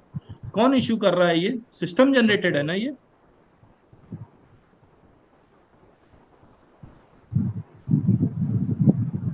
ये system generated है। Auto generated लिखा हुआ है। हाँ, auto generated statement, ठीक है, लिखा हुआ है। यहाँ पर क्यों लिखा है वो देखते हैं। अच्छा, ऑटो जनरेटेड स्टेटमेंट आपके पोर्टल में तो आ जाएगा, लेकिन ईमेल में कैसे जाएगा आपके पास? एंड शैल आल्सो बी जो email to his email address, जो ईमेल एड्रेस आपने वहां पे दे रखा है ना रजिस्ट्रेशन के टाइम पे, उसमें सेंड हो जाएगा। पोर्टल ऑटो तो भेजता नहीं है ईमेल एड्रेस में, वो तो प्रॉपर ऑफिसर ही भेज पाएगा।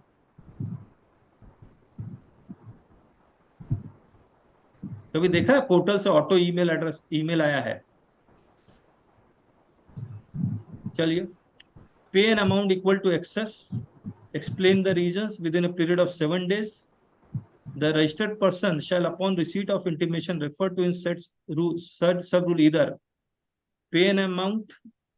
और ये DRC 03 से ही क्यों भरवा रहे हैं? मैं नेक्स्ट GSTR 3B में चेंज नहीं कर सकता?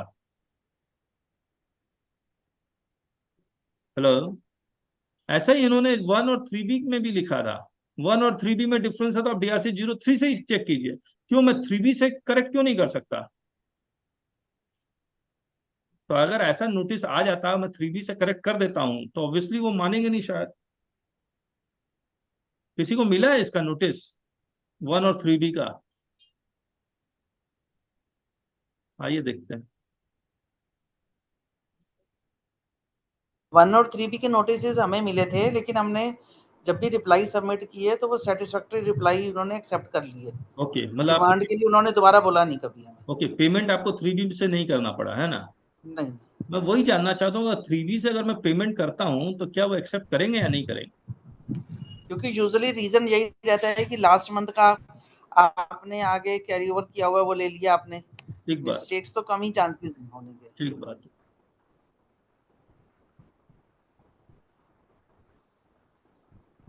इसका और 1 और 2B और 3B में डिफरेंस यही हो सकता है कि आपको गुड्स और सर्विसेज बाद में मिले, या आपने पहले ज्यादा ले लिया था, पहले कम ले लिया था, अब ज्यादा ले रहे हैं, ऐसा भी तो होता है। 99% केसेस यही हैं कि गुड्स रिसीव आपको बाद में हुए हैं। बाद में हुआ है, ठीक बात। ये रूल 89 में एक चेंज आया CTP और NRTP में। इन्होंने पहले ये लिखे थे कि जब लास्ट रिटर्न फर्निश कर रहे हैं तभी आप रिफंड के लिए अप्लाई कर दें। अब इन्होंने लिख दिया लास्ट रिटर्न फाइल करने के बाद ही आप रिटर्न के लिए रिफंड के लिए अप्लाई कर सकते हैं। इसके बाद रूल 94 में जो इंटरेस्ट पे कर रहे हैं वो ये कह रहे हैं कि जो आपको शोकॉज नोटिस मिला है, वो शोकॉज नोटिस का रिप्लाई आपको 15 दिन के अंदर देना है, लेकिन 15 दिन के बाद जितना डिले करेंगे उतना डिले का हम इंटरेस्ट आपको नहीं देंगे, और बैंक वैलिडेशन करने में जो टाइम लगेगा उसका भी इंटरेस्ट आपको नहीं देंगे।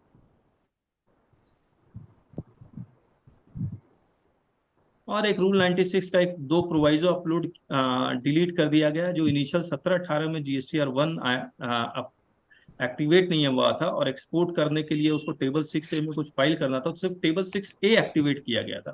तो इसको दोनों प्रोवाइजो आज के डेट में इम्पोर्टेंट काम का नहीं है, क्योंकि अब पूरा GSTR 1 एक्टिवेटेड है, तो इसको डिलीट कर दिया गया।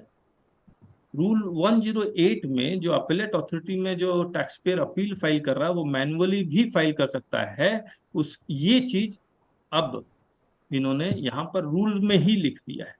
उसी तरह से डिपार्टमेंट भी मैनुअली अपील फाइल कर सकता है। रूल 138E गोल्ड के लिए intra state movement of gold precious stones इन्होंने अब एक्टिवेट कर दिया है, लेकिन सिर्फ इंट्रा स्टेट मूवमेंट के लिए एक्टिवेट किया, वो भी हर स्टेट अपने अपने स्टेट में डिसीजन लेंगे तभी एक्टिवेट होगा। तो आपको ये चेक करना पड़ेगा कि आपके स्टेट में ये एक्टिवेट हुआ या नहीं हुआ।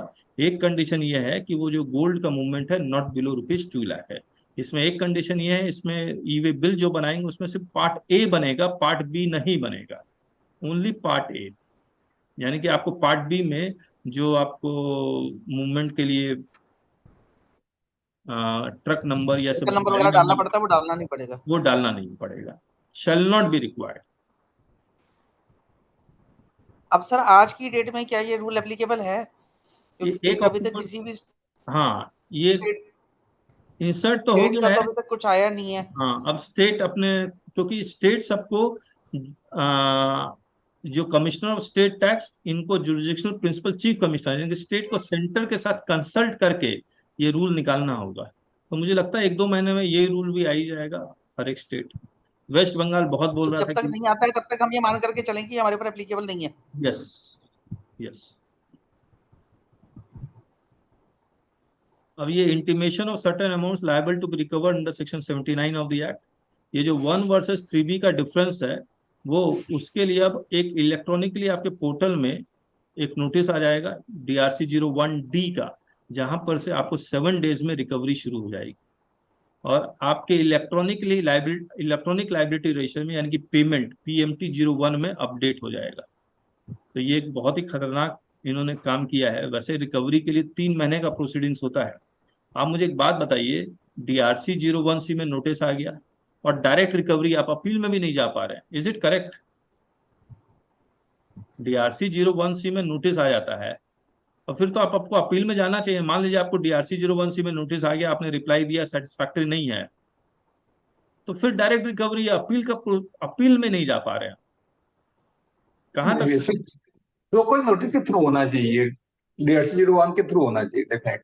हाँ, DRC 01 के थ्रू होना चाहिए। इन्होंने DRC 01D लिया है। आप देखिए कितना रूल 142B, कोई ना कोई हाई कोर्ट में कोई ना कोई चैलेंज करेगा इसको कि कैसे ये कर सकते हैं, बताइए। अगर मान लीजिए आपने रिप्लाई दिया, वो सेटिस्फाई नहीं हुआ, तो डायरेक्ट रिकवरी कर रहा है, वो भी आपके PMT 01 में जब ऐड कर दे रहा है, तो आपके पास कोई चॉइस नहीं रह जाता, आपके पास सिर्फ रिट का ही एक रास्ता है।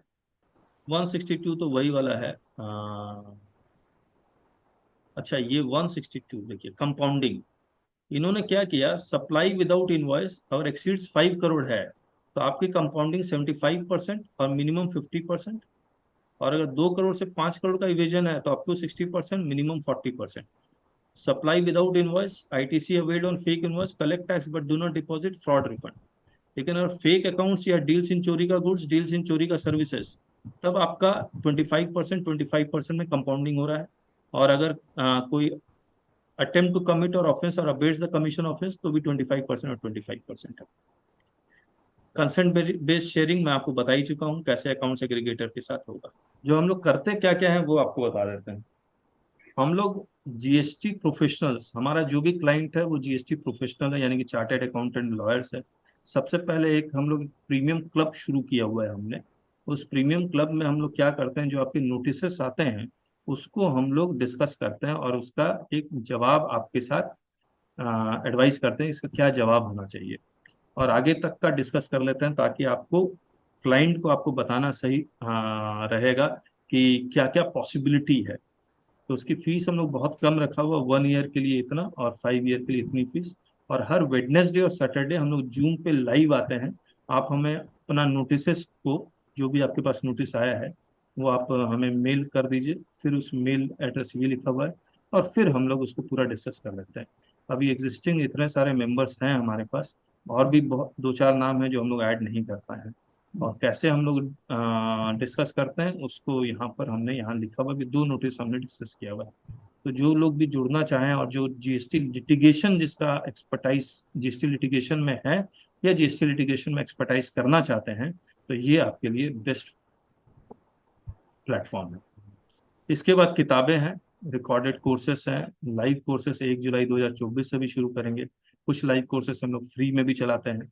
GST बुक्स है, एक्सेल टूल है, ई बुक आप देख सकते हैं। जो भी हम लोग जो हार्ड कॉपी निकाल रहे हैं उसका हमने ई बुक भी निकाला हुआ है। वॉल्यूम, ये जो प्रीमियम मेंबर है उनके लिए वॉल्यूम 1, वॉल्यूम 2, वॉल्यूम 3 फ्री रखा हुआ है। GST काउंसिल मीटिंग मिनट्स, जो भी लिटिगेशन में उनको तो ये किताब चाहिए ही चाहिए होती है। प्लस जितने भी नोटिस का हमने जवाब बनाया है वो सब हम लोग यहाँ पर डाल रहे हैं, ताकि आप इसको टेम्पलेट, जो आप किसी प्रोफेशनल से बनवाते हैं तो उसका फीस बहुत लगता है, तो यहाँ पर मैं बहुत कम प्राइस में इसको यहाँ पर दे रहा हूँ। तो 2 अपील डालें, और जितने भी अपील हैं, जितने भी नोटिस हैं, उसके सब हम लोग डालना शुरू करेंगे। GST रिसोर्सेस में जितने भी जजमेंट्स हैं, जो इम्पोर्टेंट जजमेंट्स हैं, जो आपके रिप्लाई में काम आते हैं, वो हम लोग डाले हुए हैं। बाकी जीएसटी काउंसिल मिनट्स तो हैं, फाइनेंस एक्ट सारे, indirect tax with GST, centre GST law, state GST law, other laws, वो सब हमने यहाँ पर डालते थे। जजमेंट्स आप जरूर से देख लीजिएगा, ये हम लोग यहाँ पर वही जजमेंट्स डालते हैं जो इम्पोर्टेंट है, एक एक लाइन, एक दो दो वर्ड्स का जजमेंट हम लोग नहीं डालते हैं। और ये जजमेंट्स को हमने टॉपिक वाइज डिवाइड किया हुआ है। तो लेवाइन, जीएसटी एग्जाम्पशन, जीएसटी आईटीसी आप देखेंगे तो देखिए इतने सारे जजमेंट, जो अभी कलकत्ता हाई कोर्ट का भी जो जजमेंट आया था वो भी हमने डाला हुआ है। रिटर्न से रिलेटेड इतने जजमेंट्स है, रिफंड से रिलेटेड देखें कितने जजमेंट, ये सारे इंपॉर्टेंट जजमेंट जो आपको काम आएंगे। और ये सीरियल नंबर पर आप क्लिक करेंगे तो जजमेंट पूरा खुल जाएगा। हम लोग सब ओरिजिनल, इसमें जितने भी जजमेंट्स है पहले हम लोग पढ़ते हैं तभी अपलोड करते हैं। इसमें एक भी जजमेंट ऐसा नहीं है जो मेरा पढ़ा हुआ नहीं है, और इसमें पढ़ने के बाद ही, और इसमें जो जो इम्पोर्टेंट पॉइंट है इसको हम लोग इस तरह से हाईलाइट कर देते हैं। और अगर कुछ लिखना हो तो हम लोग इसमें लिख भी देते हैं जो भी इसमें इम्पोर्टेंट चीजें हैं, तो ये आपको काम आएगा। तो रिसोर्सेस हो गया कुछ, अगर आप सीखना चाहते हैं, जैसे एनुअल रिटर्न अभी आने वाला है, एनुअल रिटर्न कैसे भरना है उसका हमने पूरा का पूरा डिटेल डिस्कशन किया हुआ है। E way bill, GST invoices, import, ये रहा, ये एनुअल रिटर्न है। करीब 4-5 घंटे का ये कोर्स है एनुअल रिटर्न का, जो फ्री में है, आप देख सकते हैं इसको। प्लस जीएसटी काउंसिल मीटिंग के मिनट्स, ये हमने पूरे जीएसटी काउंसिल मीटिंग के मिनट्स पढ़े हुए हैं। 49th GST council meeting minutes आ चुका है, उसको भी 48 तक हम लोग पढ़ चुके हैं, बाकी हम लोग पढ़ के डाल देंगे इसमें। तो वो उसके लिए भी हम लोग अनाउंस करेंगे 49 GST council meeting minutes.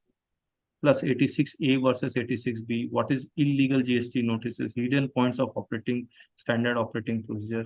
How to change e-way bill in transit. नमस्ते, कैसे हैं आप लोग? मैं हूँ CS के अग्रवाल। तो इस तरह और कल standard operating procedure, scrutiny operating, इस तरह से। और किसी को कुछ ऐड करना तो प्लीज कर लीजिए। हमारे पास तो कहने के लिए बहुत कुछ है, लेकिन आप लोग से सुनना चाह रहा हूँ मैं। कुछ नए लोग ज्वाइन किए हुए, एक बार अपना वीडियो ऑन करके एक बार अपना इंट्रोडक्शन दे देंगे। रवि कोटी जी हैं, देवाशीष दास हैं, ध्रुव पटेल हैं, जितेश जैन जी हैं, सरोज कुमार जी आ गए, नमस्ते। सी राजीव कुमार शर्मा, राजीव जी अपना वीडियो ऑन कीजिए ना। रवि कोटी जी बताइए अपने बारे में अनम्यूट करके। सर नमस्ते, मैं रवि कोटी करके कर्नाटक से बात कर रहा हूँ।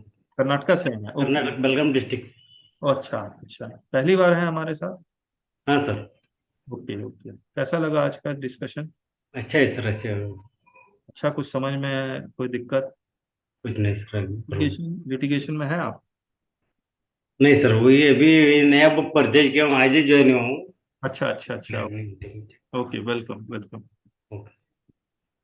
सरोज जी नमस्ते। सर आप प्रीमियम में है ना? जी सर, जी सर। कैसा आपका एक्सपीरियंस, एक बार बताएंगे लोगों को?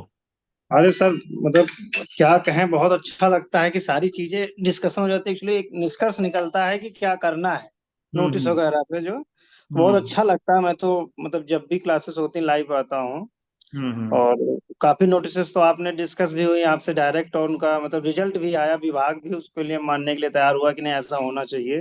हाँ हाँ हाँ हाँ, जी जी, तो बहुत अच्छे हैं sir. Okay okay. Rajeev ji का चैट में एक मैसेज आया, राजीव कुमार शर्मा जी, सेक्शन 16 सबसे। नमस्ते राजीव जी, मुझे उम्मीद है कि आप वही हैं जिन्होंने प्रोसीजर डिस्कस किया था सेक्शन 16 सबसे 4 का, जहां पर आपने कहा था कि इट इज। अरे सर नमस्ते सर, आप हमारे पार्टिसिपेंट्स के लिए एक सेशन जरूर से ले लीजिएगा सेक्शन 16 सबसेक्शन 4 का। आप कहेंगे तो मैं दोबारा कॉल कर लूंगा, और ये सारे पार्टिसिपेंट्स बहुत इंतजार कर रहे हैं। तो आप टाइम और ये सब बता देंगे, मैं आपको कॉल करूंगा सर आज आपको, आप प्लीज ले लीजिएगा। I will call you sir. तो राजीव जी बहुत अच्छा लिखते हैं, मैं आप सभी को बताना चाहता हूँ, पंजाब से हैं, चार्टर्ड अकाउंटेंट हैं, और हमने इनके साथ सेक्शन 16 सबसेक्शन 4 यानी कि 17-18 का क्रेडिट अगर आप आज लेते हैं, यानी कि 23-24 में लेते हैं, तो इज इट पॉसिबल? अभी आंध्र प्रदेश हाईकोर्ट का भी जजमेंट आया, section 16 subsection 4 is constitutionally valid. लेकिन लेट अस सी, इसको और डिस्कशन करते हैं कुछ ना कुछ। अभी तो बहुत सारे हाई कोर्ट में ये पेंडिंग भी है, शायद कुछ निकल के आए। Jitesh ji, how much is the cost of joining premium? It is for 1 year it is 4 times 9, यानी कि अरे करीब करीब 10,000 रुपये है, लेकिन it is worth it, worth it. मैं कुछ और मेंबर हैं जो प्रीमियम में हैं, अगर वो होंगे तो मैं बता दूंगा। महेश चंद सिंह जी, मंजूनाथ जी वीडियो में आ सकते हैं, जो भी प्रीमियम में, एक बार वीडियो में आ सकते हैं आप। राजीव जी, नहीं सर, मेरा कुछ प्रॉब्लम है लाइव आना।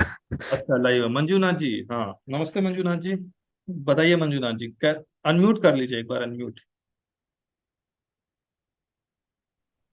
नमस्ते सर। नमस्ते। अर्जुन भी आज चुका हूँ, आपका क्लास अच्छे चल रहा है। हाँ प्रोफेशनल में अच्छे बढ़ रहे हैं हम लोग भी। हाँ हाँ वैसा अच्छा अच्छा नया नया चीज वो कैसा है, लॉ में कैसा है, वो रूल्स में कैसा है करके हाँ सारे हाँ, डिटेल आपने ओके, डिस्कस किया था ना, वो बहुत अच्छा लगता है सर। ठीक बात, ठीक। चल रहा है, वो नॉलेज बढ़ रहा है सर। धन्यवाद मंजूनाथ जी। आप कहाँ, मतलब आप सबको बता दीजिए आप कहाँ के? कर्नाटका? कर्नाटक मैसूर पे हूँ। मैसूर के कर्नाटका के, ओके, थैंक यू। बक्सेटी बोल रहा हूँ सर। हाँ बक्सेटी जी, कैसी है? आपके फादर की तबीयत ठीक है अब? नहीं, जैसे थे वैसे ही है। अरे बाप रे। हाँ, चल, इसके लिए मैं ज्वाइन नहीं कर पाया, हाँ हाँ हाँ लेकिन हाँ, मैं बाकी लोगों को अपील करता हूँ जो हाँ, नए है वो हम्म। ज्वाइन करेंगे तो अच्छा रहेगा। ये ग्रुप आपका अपना अच्छा बन रहा है। अपना एक्सपीरियंस बताइए, आपका एक्सपीरियंस क्या है? अब मैं तो आपसे बहुत सीखा हूँ सर, आप तो हमारे गुरु है सर। धन्यवाद, धन्यवाद। जी सर, जी सर। ठीक ठीक। मैं भी सबको और अपील सर कर रहा हूँ सर, सब लोग इस पे ज्वाइन कर दिए, अच्छे क्लास अच्छे लग रहा है, हम लोग भी बढ़ रहे हैं। नहीं, आपके अपील करने से, देखिए अपील इज गुड, लेकिन वैल्यू आपको मिल रहा है तभी आप लोग ज्वाइंट हैं, ये तो जुड़े ना सर, जुड़े एक साथ हाँ, आप लोग पहले से वो सारे दिन से क्लास को ज्वाइन हो चुका है सर, हम लोग क्लास चल रहे हैं, दिन भी क्लास चल रहा है, प्रीमियम में नहीं सर। हाँ, हम लोग मॉर्निंग में ही मिलते हैं, क्योंकि हम लोग हाँ मॉर्निंग में लगता है कि मॉर्निंग एक अच्छा टाइम है जहाँ पर अच्छा डिस्कशन हो सकता है। शाम में क्या होता है, कई तरह के डिस्टरबेंस शुरू हो जाते हैं, लेकिन एकदम अर्ली मॉर्निंग 6:30 हम लोग स्टार्ट करते हैं, और पिछले 2018 से कर रहे हैं। 2018 से लगातार 2023, यानी कि 5 साल हो गए हम लोग को, और हम लोग मॉर्निंग में, अगर आप सोच लीजिए 5 साल से लगातार मॉर्निंग में मिल रहे हैं, तो हम लोग ने जीएसटी में साथ मिल के कितना कुछ सीखा होगा। तो अगर आपको आदत है मॉर्निंग में उठने की, तो ऑब्वियसली जरूर से ज्वाइन कीजिए। महेश सर जी, राजीव सर का भी कुछ मैसेज भी है सर। हाँ राजीव सर ने कुछ मैसेज भेजा है, देखो। हाँ, राजीव जी ने मैसेज भेजा, ठीक है राजीव जी, मैं कॉल करूंगा आपको। ये सर मतलब अपना वो 16/4 का हाँ डिस्कशन हो जाएगा अच्छे से। हाँ, इनसे अच्छा डिस्कशन हो जाएगा। जी सर, जी सर। चलिए फिर, जो भी नए ज्वाइन किए हैं व्हाट्सएप कर दीजिएगा, एक बार हम लोग बात करेंगे। ठीक है, thank you so much, bye.